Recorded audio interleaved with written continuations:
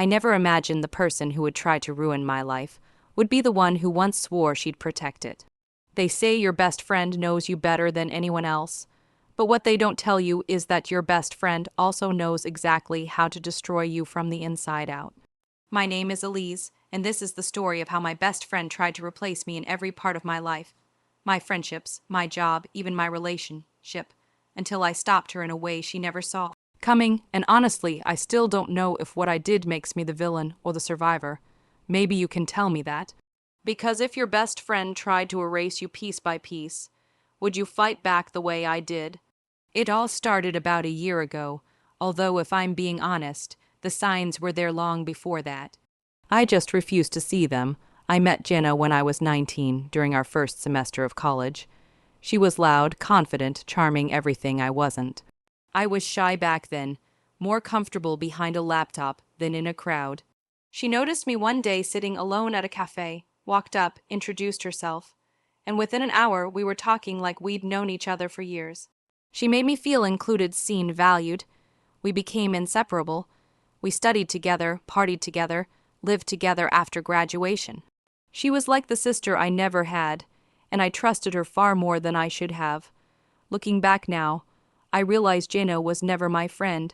She was my shadow, always wanting to stand where I stood, take what I had, become what I was becoming. But shadows don't reveal themselves until the light gets bright enough, and my light had recently started to shine. About a year before everything exploded, I landed my dream job at a major marketing firm. It wasn't glamorous, but it was competitive, and I had worked hard for it.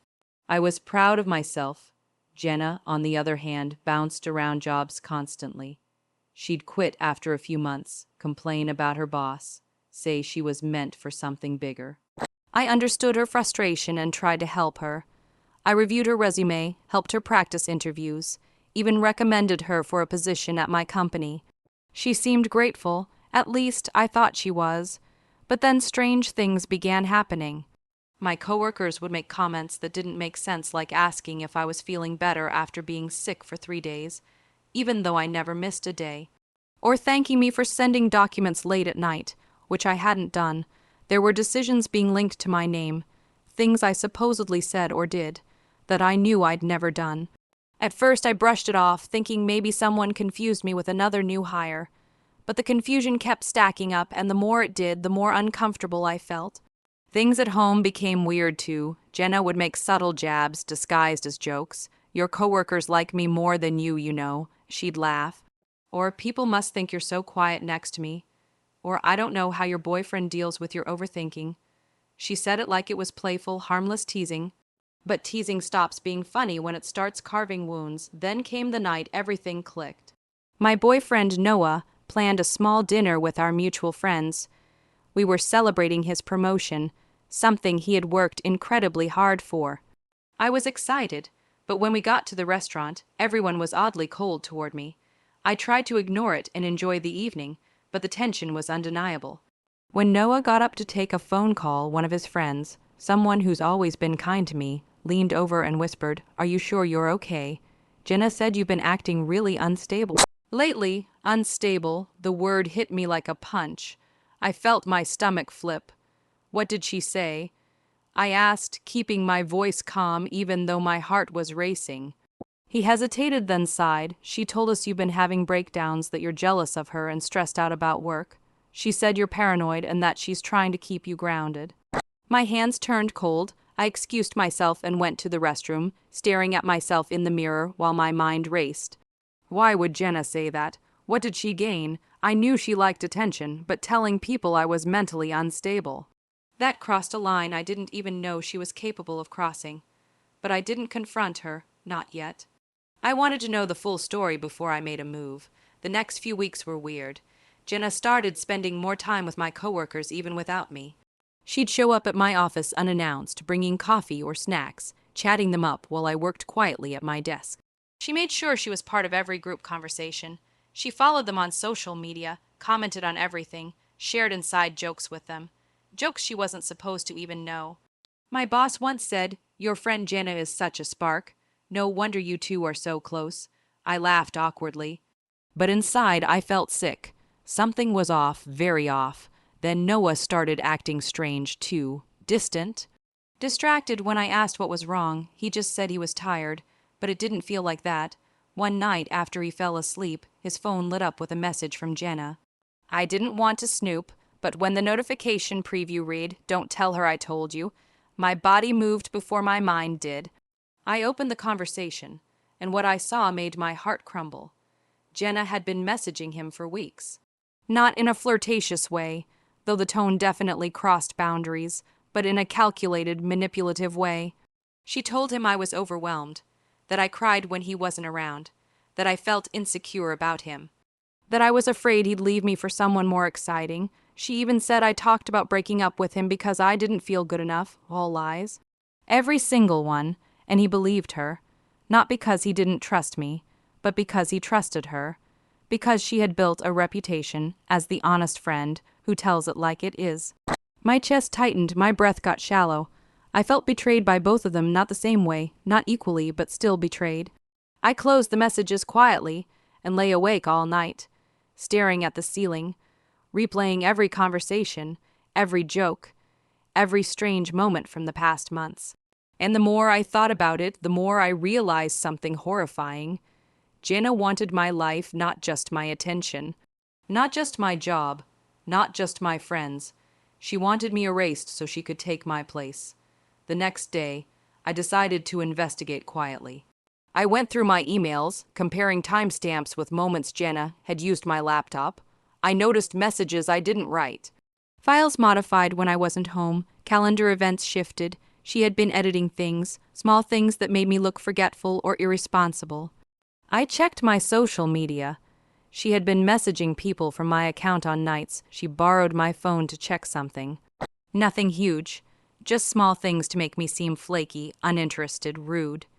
Death by 1,000 cuts. And then, worst of all, I checked my cloud backups. She didn't know I had automatic syncing turned on. I found screenshots she took of my private conversations with other friends. Screenshots of my work projects, screenshots of personal photos, screenshots of discussions with Noah that she twisted to make me look insecure. My heart trembled with anger. I realized something terrifying. Jenna wasn't trying to ruin my life overnight. She was dismantling it slowly, quietly, piece by piece, so subtly that by the time I noticed, I would have no job, no friends, no relationship, and nowhere to turn. But she underestimated one thing: quiet people are observers, and observers see everything. I started gathering evidence. Every message, every file, every login, every screenshot she took, every lie she told. I didn't confront her. That would ruin everything. Instead, I acted normal. I smiled. I cooked dinner. I let her think I was oblivious. Meanwhile, I built a plan. The opportunity came sooner than I expected. My company was hosting a major event, one where all department leaders, partners, board members, and industry professionals would be attending. I was tasked with preparing the opening presentation, something Jenna had tried to sabotage by accidentally deleting my draft the week before. Luckily, I always kept backups. 3 days before the event, Jenna asked if she could help with my presentation. Her voice was sugary sweet, and I knew exactly what she planned. She wanted to accidentally ruin the biggest moment of my career. The moment that would define my future, the moment everyone would be watching. I said yes, then I watched her try. She opened the file and deleted half the slides. She replaced graphics with wrong data. She misarranged the timeline. She even wrote a note on one slide saying, "This needs fixing." Knowing I'd run out of time, I stood behind her with a straight face, and I recorded everything. The next afternoon, I scheduled a private meeting with upper management. I told them I needed 15 minutes. They gave me 30. I walked into the room with my laptop, my files, and a calmness I didn't recognize in myself. And then I showed them everything, every message, every edit, every sabotage attempt, every lie she told, every conversation she manipulated. They were horrified and furious, not just for me, but because someone had interfered with company property and confidential material. They asked me, "What do you want us to do?" I took a breath and said, "I want her to be the one who ruins her own life." And they agreed. The night of the event arrived. Everyone was dressed up, smiling, taking pictures. Jenna came with me, wearing a dress she bought after mocking mine. She kept saying, "Are you sure you're ready? You look nervous." I smiled politely, knowing exactly what would happen next. When the presentation began, the screen showed the correct version, the one she thought she had sabotaged. It went perfectly. People clapped, leaders complimented me. Jenna looked confused. Then my boss walked up to the microphone and said, "Before we continue, we want to address a serious matter." Jenna froze. I didn't. The screen changed, and every piece of evidence I had collected appeared, one by one. Her messages, her edits, her screenshots, her voice clips, her lies, her manipulations, her attempts to sabotage company property. People gasped, whispered, stared at her. She turned pale, then red, then pale again. Tears formed in her eyes. She shook her head, whispering, "No, no, Elise, please," but I just watched silently. Management announced that Jenna was being formally banned from the premises, blacklisted from all partner companies, and reported for digital misconduct. That was step one. Step two came the next day when our friends confronted her. Everything she told them about me being unstable, jealous, insecure was exposed. She cried, begged, said she didn't mean it, that she just wanted to help me. No one believed her. Step three came when Noah learned how she manipulated him. He apologized to me, cried even, saying he felt stupid and guilty. I forgave him, but I didn't stay with him. Not because of Jenna, but because I realized love shouldn't require me to constantly prove my sanity. In step four, the final blow came when her own parents called me to apologize for the daughter they raised. Jenna avoided me for months. Then one day she sent a long message saying she was in therapy, that she lost her job, her friends, her reputation, and that she never meant for it to go that far. I never replied, not out of hate, but because when someone tries to erase your existence, the kindest revenge is letting them live with the memory of the moment they lost everything they tried to steal. And I walked away, free, stronger, and finally in control of my own story.